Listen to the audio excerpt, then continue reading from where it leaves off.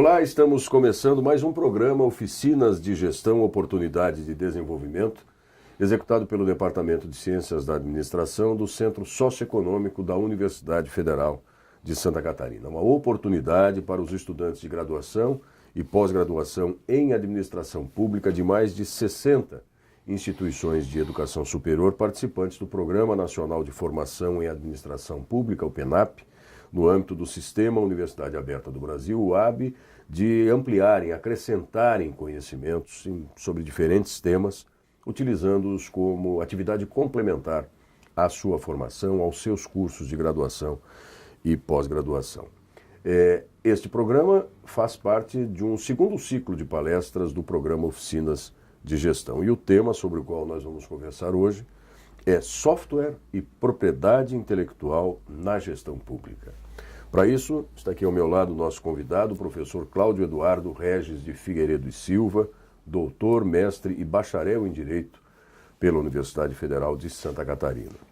O Dr. Cláudio realizou estágio de doutorado na Escola de Estudos Direito de Ciência Política em Paris, no Instituto, e tem especialização em modernização da gestão do Poder Judiciário pela Unisul, em convênio com a Academia Judicial do Tribunal de Justiça de Santa Catarina, e é pós-graduado lato sensu em Direito pela Escola Superior da Magistratura, também do Estado de Santa Catarina. Atualmente, o Dr. Cláudio é titular da 2ª Vara Cível e diretor do Fórum Distrital do Continente, na comarca da Capital, e diretor-geral da Escola Superior de Magistratura do Estado de Santa Catarina, a ESMESC, da qual foi diretor pedagógico entre 2009 e 2012 e professor de diversas disciplinas de graduação e pós-graduação em Direito, especialmente com foco em administração pública, gestão judicial, informatização da justiça e propriedade intelectual. Orienta monografias, participa de bancas examinadoras de graduação, mestrado e doutorado da Escola Superior de Magistratura, Academia Judicial do Tribunal de Justiça e outras instituições de ensino superior. Além disso tudo, é autor dos livros Software e Propriedade Intelectual na Gestão Pública, publicado recentemente pela Lumen Juris Editora, e Administração Gerencial e Reforma Administrativa no Brasil, pela editora Juruá, este no ano de 2002. Dr. Cláudio, muito obrigado por ter aceito o convite para estar conosco nesse programa, nessa conferência. E, de fato, é um tema que não fosse por outras razões, só pela atualidade que ele traz, eu vejo aqui pelas suas publicações, pelas áreas de seu interesse, que é esse tema da tecnologia, digamos assim, dos softwares e, sobretudo, da propriedade intelectual. Cada vez mais o país e o mundo têm se debruçado sobre essas questões de autoria, de propriedade intelectual, de respeito à produção intelectual, enfim, isso particularmente na área da gestão pública, que é o que bastante nos interessa aqui, uma vez que o público desse nosso projeto, desse programa, são os futuros ou atuais gestores públicos, enfim. Acho que a gente podia talvez começar essa nossa conversa tentando contextualizar ou conceituar esses aspectos em torno da propriedade. Como é que a gente entende isso? Propriedade não é mais só aquilo que eu ocupo, é aquilo que eu gero de conhecimento. Como é que a gente pode pensar sobre isso? Perfeito. Quer dizer que é um prazer enorme estar aqui, agradecer o convite, toda a equipe aqui do Laboratório de Gestão. Começar então, partindo dessa premissa que o conceito de propriedade está mudando e tem mudado ao longo do tempo. Esse conceito, essa noção de propriedade, ela não é estática. Então, as sociedades humanas criam conceitos de propriedade de acordo com os padrões vigentes na época. Na sociedade feudal, por exemplo, a propriedade era muito mais ligada à terra, Então, todas as ferramentas e até os trabalhadores que estavam lá se consideravam como acessórios à propriedade da terra.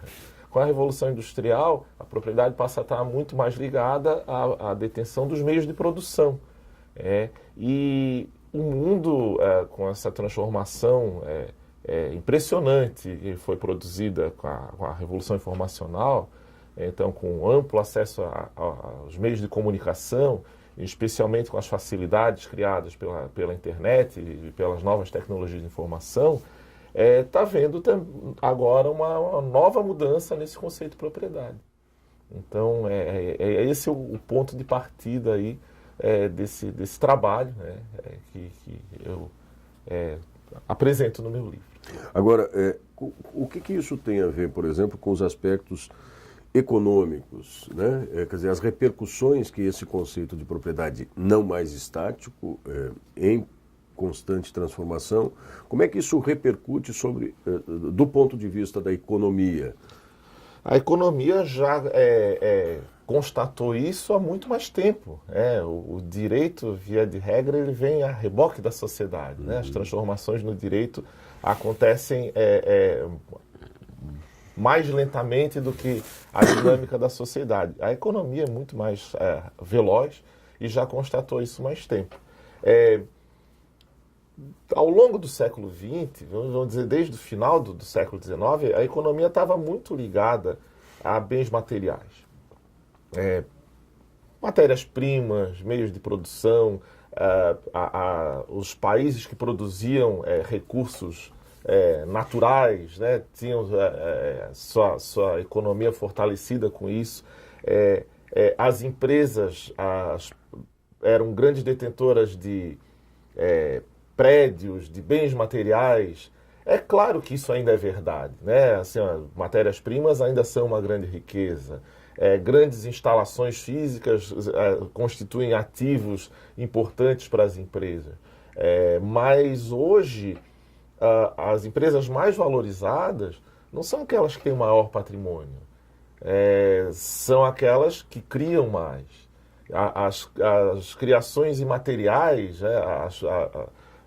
direitos de propriedade industrial, patentes, inovações, enfim, a capacidade de criar, a capacidade de inovar é o que dá valor a uma empresa. É o tal do ativo intangível. Exato. É o ativo intangível que hoje já está valendo tanto quanto ou mais do que o ativo imobilizado do patrimônio físico da empresa. E, em regra, essa sua informação da valorização das empresas alcança aquelas que atuam na área das tecnologias de informação e comunicação, basicamente. Esse é um bom exemplo.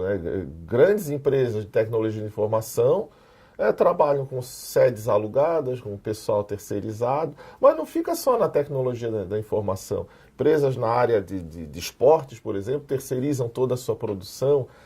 As grandes montadoras de automóveis, né, que colocam ao redor do mundo suas fábricas, mas os recursos financeiros voltam para a matriz a título de royalties pela criação. Então, assim, a criação, o ativo intangível hoje vale muito mais do que o imobilizado. Então, as empresas podem fechar escritórios, se desfazer das fábricas. Aquilo é considerado mais um custo do que um ativo. Os grandes ativos são realmente as criações, as inovações. E o senhor dizia há pouco, doutor Cláudio, que o direito vem a reboque dessas transformações da sociedade. Nesse aspecto em particular, essa mudança desse conceito, que o senhor já disse, não estático, que ele enfim, dinâmico, como é que as noções do direito e o papel do Estado, nesse caso, das estruturas do Estado que lidam com esses temas, como é que ele tem se comportado? Ele está adequado? Ele precisa ainda se aprimorar nessas relações para definir como se dão essas relações em torno das propriedades?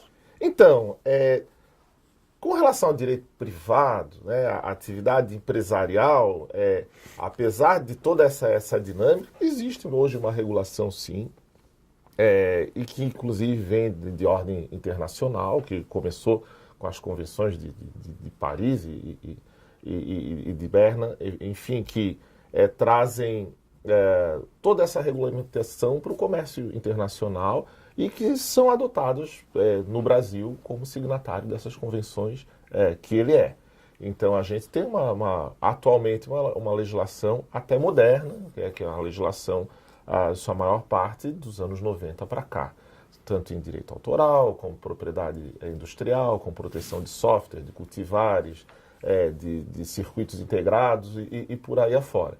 O Brasil tem tentado se manter atualizado até para que sua economia não fique para trás. Porém, e aí é o ponto que eu quero trabalhar, no Estado, o governo, ao cuidar do seu próprio patrimônio, não está tendo o mesmo cuidado. Então, existem regras muito claras para cuidar do patrimônio público.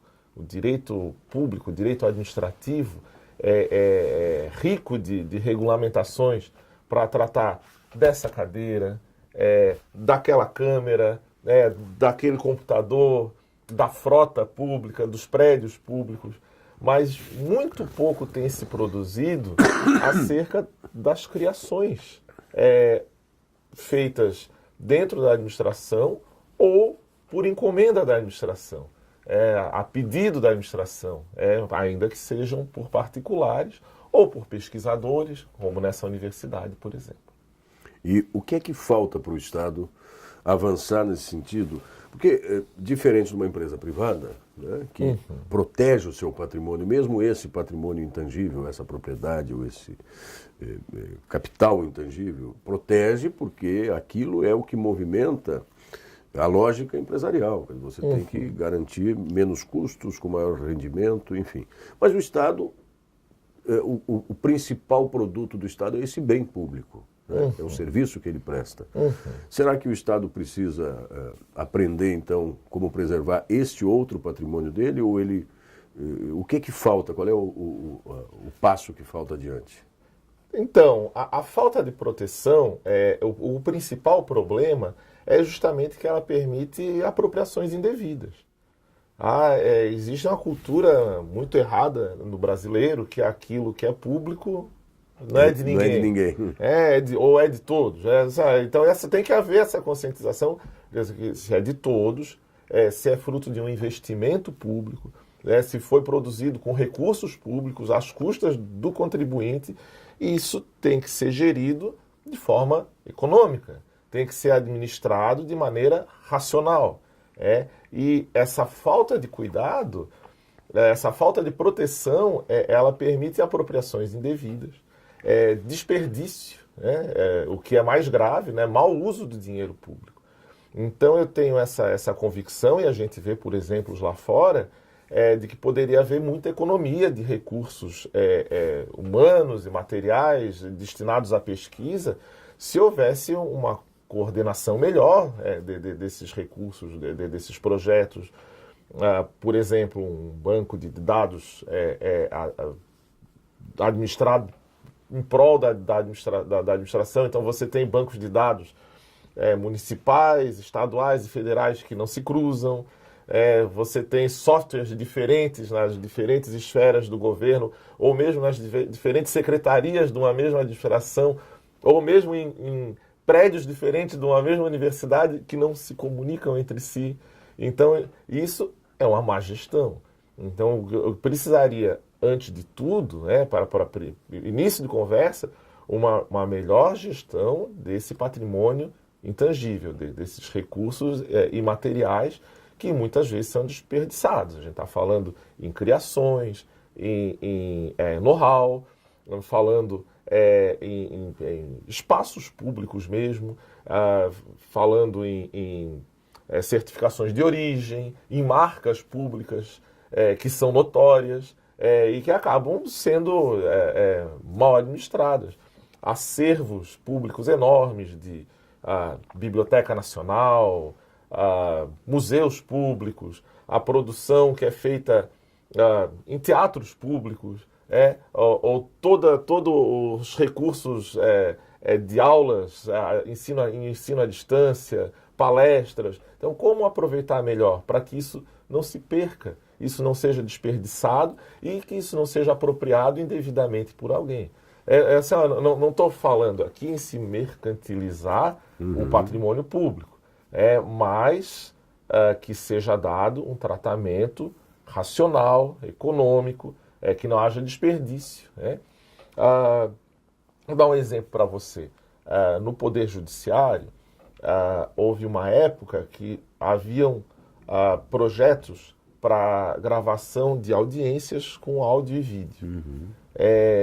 haviam 6 projetos simultâneos, 6 tribunais Com o mesmo objeto. com o mesmo objeto, trabalhando em projetos simultâneos, paralelamente. Então, Sem conversarem entre si. sem conversarem entre si. Hoje a gente tem uma dificuldade, quem trabalha com o judiciário, com processos eletrônicos, de sistemas que não se comunicam, né, porque não houve essa coordenação. E isso você vai encontrar o sistema da saúde que não se comunica com o da educação. Então, assim, quanta informação é desperdiçada. O sistema da Previdência hoje está integrado ao da Receita, mas isso levou anos para acontecer e a gente sabe que tem uma razão econômica por trás. Sistema da segurança pública, que afinal é tão importante, por que eles não se integram?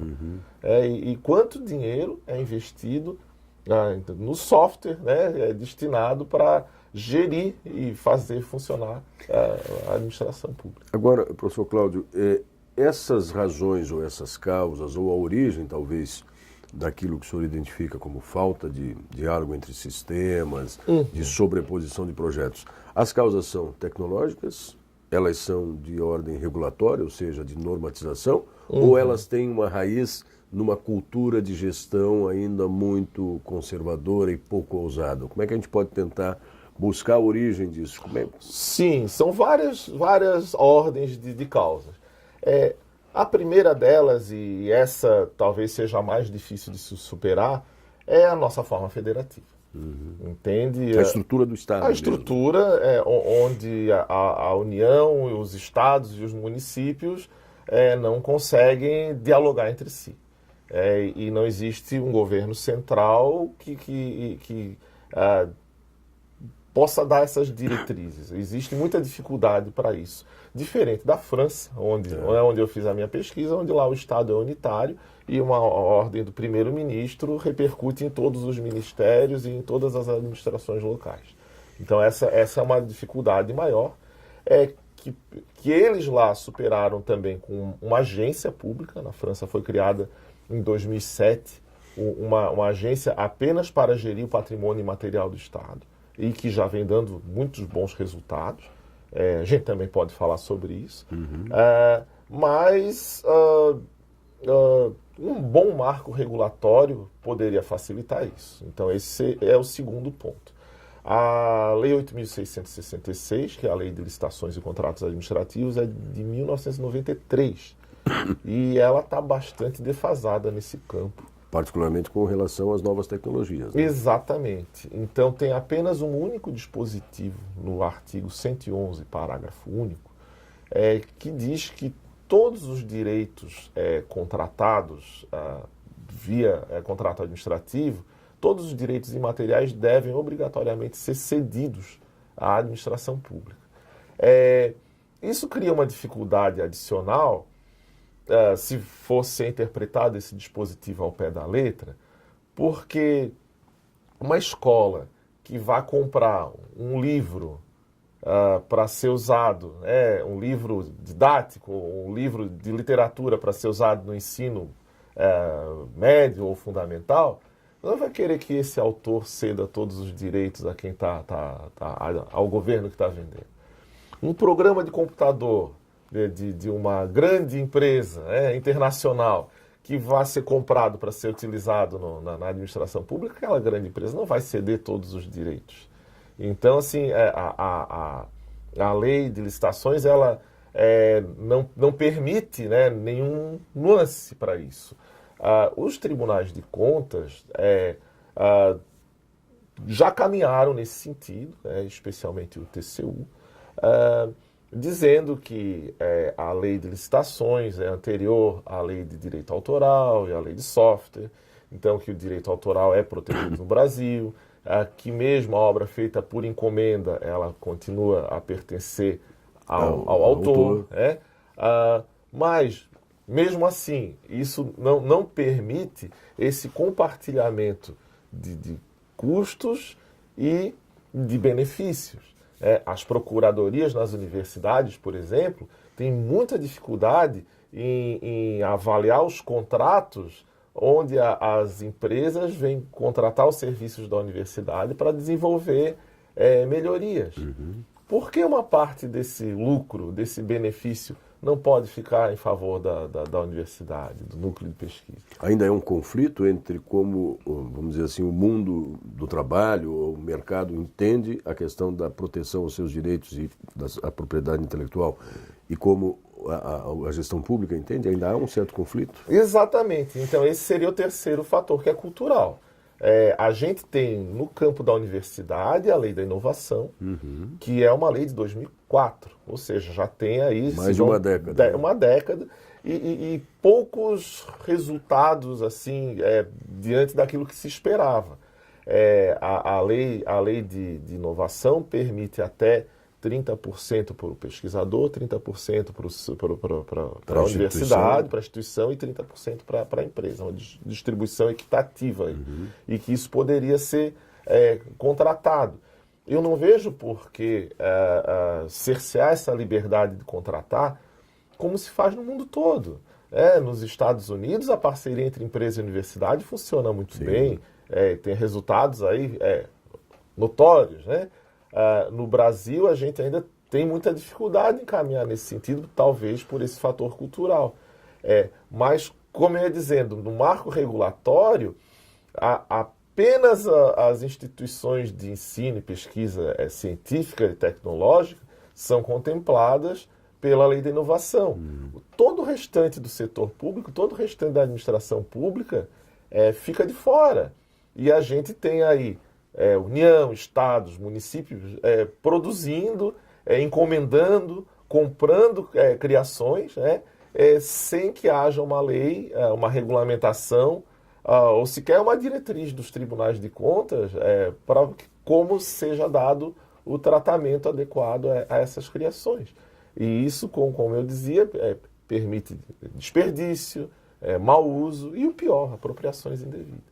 Agora, o senhor fazia menção há pouco da pesquisa que foi desenvolvida na França, em que há um modelo próprio, particular, de modo a que a gestão desse patrimônio imaterial, digamos assim, se dá com muito mais eficiência. Podia talvez desdobrar um pouquinho mais, relatar para a gente. Claro que é uma outra realidade, é uma outra dimensão geográfica, um outro país, mas isso não inviabiliza que se conheça e se aproxime desse exemplo. É um modelo que deu certo e que por isso vale a pena ser estudado. Lógico que nem tudo que dá certo lá fora vai dar certo aqui. Mas eu tento, no meu livro, fazer esse paralelo entre como uma coisa é tratada fora e como uma coisa é tratada aqui. Os programas de computador, por exemplo, existe uma diretriz, então, de quando eles podem ser cedidos gratuitamente, se é para entidades sem fins lucrativos, quando eles podem ser compartilhados, quando deve ser cobrado pelo seu uso. Aqui a gente ainda tem essa dificuldade de compartilhamento de bancos de dados, de programas.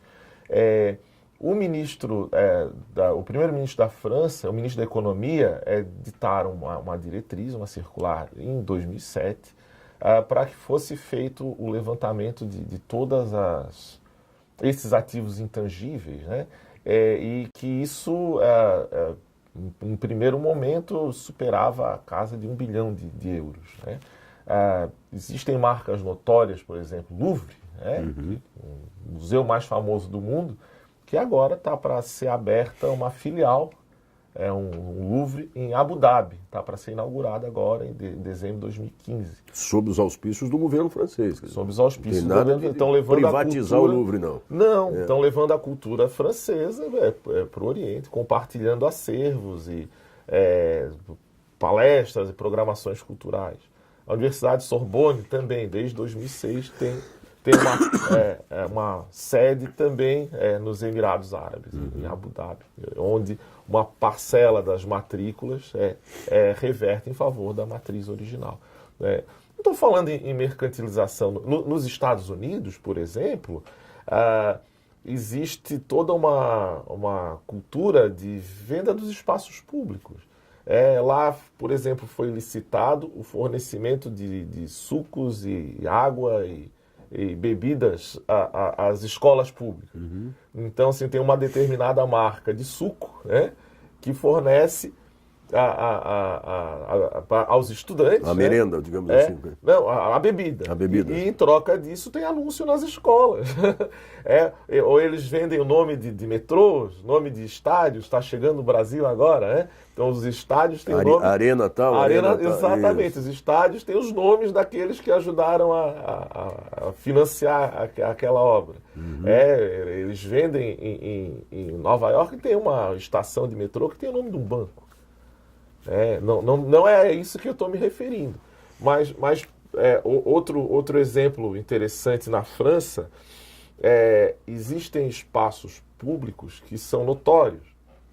Torre Eiffel, o Palácio de Versalhes, o Arco do Triunfo.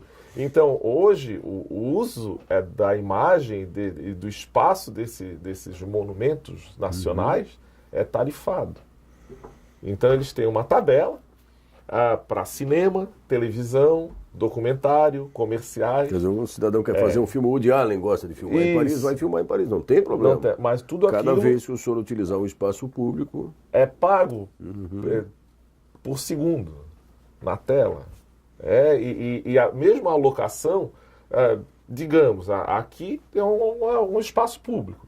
Se uma entidade privada quiser vir aqui usar esse espaço, pode, mas vai pagar por isso. Então está revertendo em favor da coletividade. Então, uso de marcas, uso de denominações regionais, né? O professor Pimentel tem tanta pesquisa sobre exatamente. isso. Então, os DOC, né? Denominazione de origine controlada, alguma exato, coisa assim, italiano. Os vinhos, os queijos. Então, tudo no isso... Brasil, a cachaça e outros produtos que estão percorrendo essa... No Brasil, nós não tivemos o caso do açaí, que foi patenteado no Japão? Pois é. Então, lá eles protegem isso.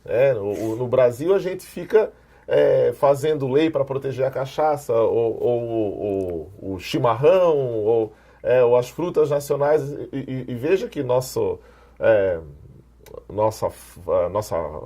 flora é muito mais rica do que a de... biodiversidade de uma maneira geral. Exato, nossa biodiversidade é muito maior. Então, para proteger esse patrimônio genético, que já cito mais um exemplo, a Embrapa... Pois me lembrei disso agora. Ela é pioneira no desenvolvimento de mudas. Durante muito tempo, o Brasil foi pesquisa de ponta nessa área.